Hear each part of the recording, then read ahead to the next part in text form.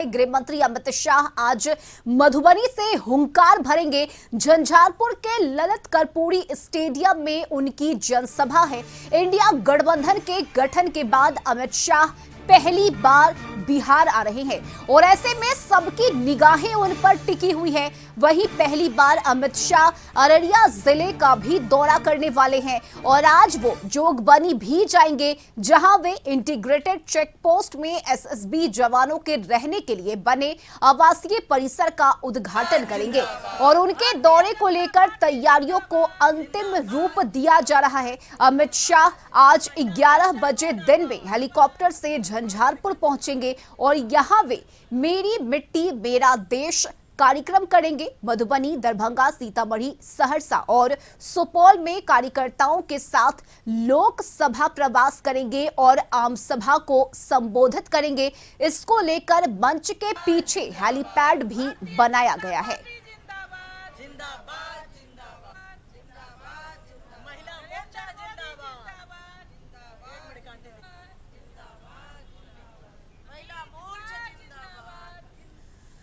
तो देश के गृह मंत्री अमित शाह आज बिहार दौरे पर आ रहे हैं और इस साल उनका ये छठा दौरा है। आज वो मधुबनी के झंझारपुर में जनसभा करेंगे और अररिया के जोगबनी में एसएसबी के जवानों के लिए आवासीय परिसर का उद्घाटन करेंगे। सीमांचल में शाह का दूसरा दौरा होगा, जबकि मिथिलांचल में पहला दौरा है और उनके इस दौरे पर बिहार में सियासी पारा चढ़ गया है। सत्ता पक्ष और विपक्ष के नेताओं में वार पलटवार हो रहा है।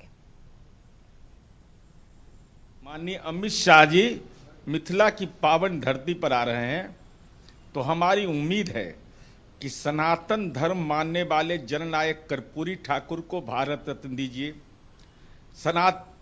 पिछड़े और अति पिछड़े जो सनातन धर्म की परंपरा के हैं, कक्षा 1 से 8 तक उनकी आपने छात्रवृत्ति बंद कर दी है, उस योजना को लागू करिए। लाख बिहार का दौरा कर लें, बिहार में 4 सीट नहीं मिलने वाला है 40 में। बिहार की चिंता अभी सता रही है, सत्ता के लिए, अपनी पार्टी की प्रचार के लिए आ रहे हैं। अरे बिहार की जनता की चिंता है तो बिहार को विशेष राज्य का दर्जा दे दें, बिहार को विशेष पैकेज दे दें, तब तो बात समझ में आती है। मणिपुर जल रहा है, मणिपुर की चिंता करें। अब तो अमित शाह जी, नरेंद्र मोदी जी, योगी आदित्यनाथ जी, भाजपा के तमाम बड़े नेता बिहार में ही रहेंगे। एक जाएंगे दूसरे आएंगे, क्योंकि ये देख रहे हैं कि बिहार में बुरी तरह से हार हो रही है और 2, 4, 5, 10 सीटों तक पहुंचने के लिए भी सबको कड़ी मशक्कत करनी है। तो सब लोग कड़ी मेहनत करेंगे, यहीं रहेंगे। ये लोग लगातार माहौल बिगाड़ने की कोशिश करेंगे। देखिए, शायद 2, 4, 10 सीटें आ जाएं इन लोगों को। और लालू जी के 15 वर्ष, इन दोनों को मिलाकर अगर समय जोड़े तो हुआ ये 35 वर्षों का समय। इसमें बिहार में समाजवादी धारा के लोगों का ही शासन रहा है, लालू और नीतीश जी का ही शासन रहा है। आपने अगर जनता के लिए कुछ भी किया होता तो आज अमित शाह जी के दौरे से आपको डरने की आवश्यकता नहीं होती। और ये डर इसलिए भी कायम रहना चाहिए क्योंकि 10 वर्षों में हमने बिहार में और देश में इतनी उल्लेखनीय उपलब्धियों को हासिल किया है कि जिससे आपको डर लगता है, और ये डर कायम रहना चाहिए।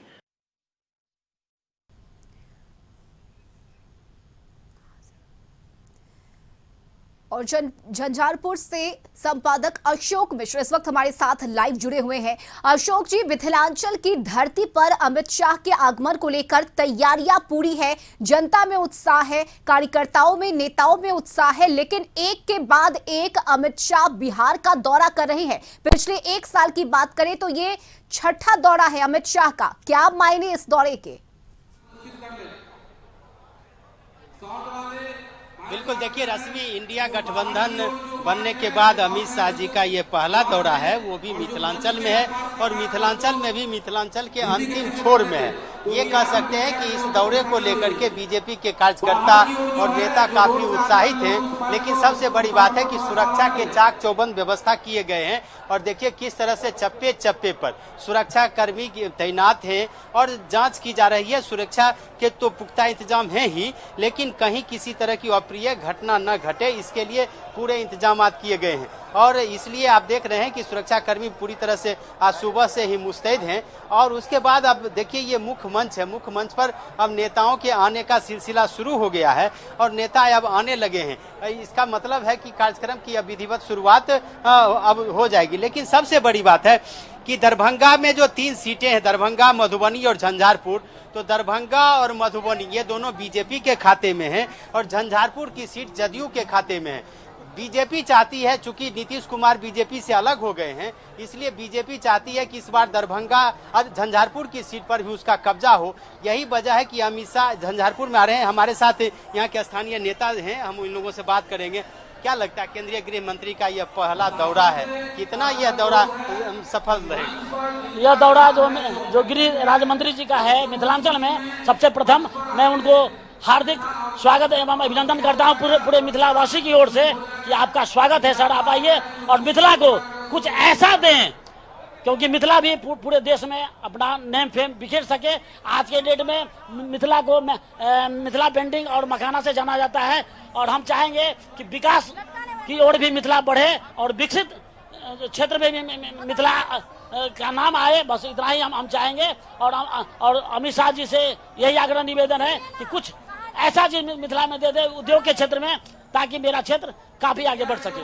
पिछले दफे आप लोग के साथ जदयू थी, जदयू को आप लोगों ने वोट दिया था।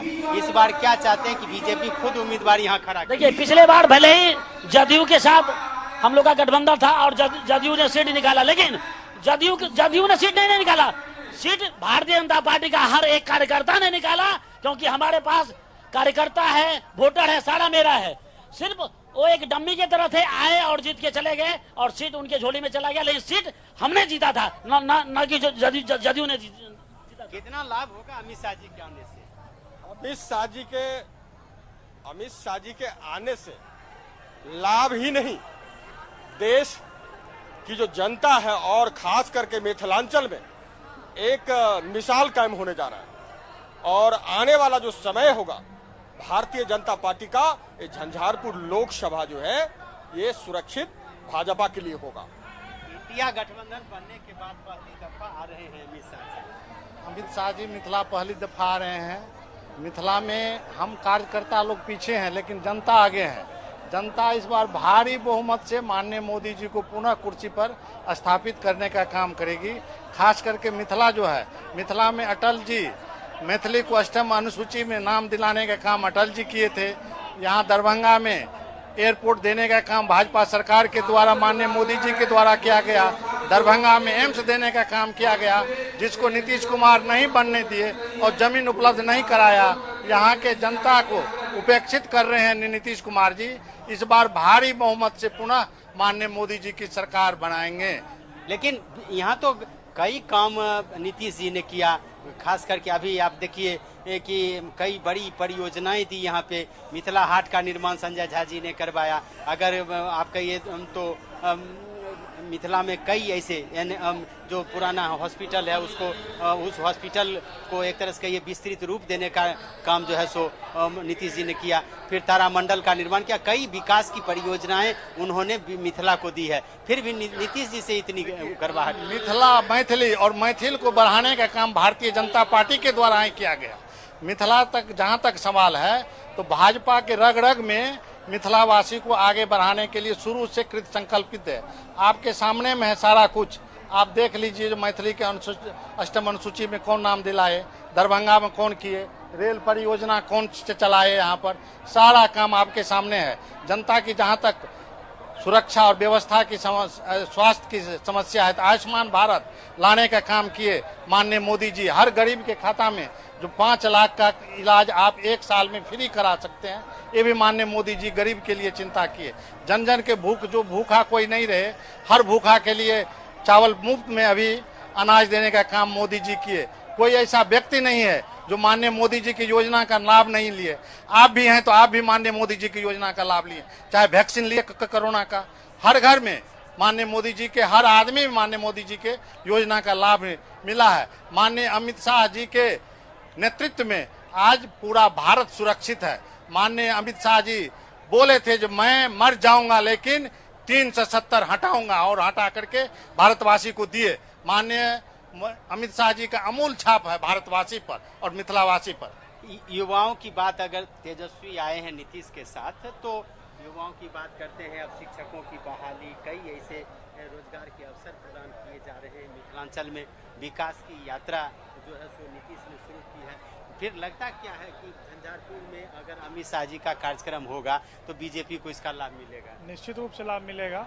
युवाओं के लिए केंद्र सरकार ने, मोदी जी ने स्किल इंडिया के तहत, खेलो इंडिया के तहत और बहुत सारे ऐसे युवाओं के लिए आर्मी में बहाली जो 4 साल की हुई है इस तहत, और काफ़ी ऐसे काम जो युवाओं के लिए किए हैं। तो निश्चित रूप से सब युवा मोदी जी के साथ है और युवाओं की पसंद मोदी जी, अमित शाह जी हैं, इसमें कोई दो राय नहीं। तो देखिए रश्मि, लोग खुश हैं, बीजेपी के कार्यकर्ता और नेता काफी प्रसन्न हैं। अभी हालांकि अमित शाह जी के आने में काफी विलम्ब है, लेकिन फिर भी इनमें उत्साह है और ये इंतजार कर रहे हैं कि अपने नेता का, और इन्हें उम्मीद है कि कहीं न कहीं उसका लाभ इन्हें मिलेगा। अब देखना यह है कि अमित शाह जी आकर के अपने कार्यकर्ताओं को, नेताओं को कौन सा मंत्र फूंकते हैं, लेकिन इतना जरूर कह सकते हैं कि इनमें उत्साह है और यही वजह है कि लोग सुबह से ही इंतजार कर रहे हैं। रश्मि। बिल्कुल अशोक जी, और खास करके अगर इंडिया गठबंधन की हम बात करें तो लगातार एक के बाद एक बैठक इंडिया गठबंधन की तरफ से की जा रही है, लेकिन अब बीजेपी भी पीछे नहीं रहना चाहती और यही कारण है कि मिथिलांचल की धरती से इस दौरे की शुरुआत होगी और खास करके कार्यकर्ताओं को टास्क दिया जाएगा, उनसे बातचीत की जाएगी, कैसे आगे का रास्ता तय किया जाए 2024 का। ये एक बड़ी जिम्मेदारी है और इसीलिए ये दौरा बेहद अहम माना जा रहा है। बिल्कुल बिल्कुल, देखिए हमने पहले कहा कि इंडिया गठबंधन बनने के बाद पहली दफा अमित शाह जी आ रहे हैं। यही वजह है कि बीजेपी यहाँ पूरा ताकत दिखाना चाहती है और यह दिखाना चाहती है कि मिथिलांचल उसका गढ़ रहा है और इसमें झंझारपुर की सीट को भी वो इस बार अपने खाते में ले जाएगी। जी चलिए अशोक जी, हम आपसे लगातार जुड़ते रहेंगे। फिलहाल बहुत शुक्रिया आपका तमाम जानकारी के लिए। तो बीजेपी के कार्यकर्ताओं में, नेताओं में गजब का उत्साह देखने को मिल रहा है। थोड़ा विलंब जरूर है लेकिन इंतजार किया जा रहा है अमित शाह का, जब वो आएंगे और मंच से हुंकार भरेंगे।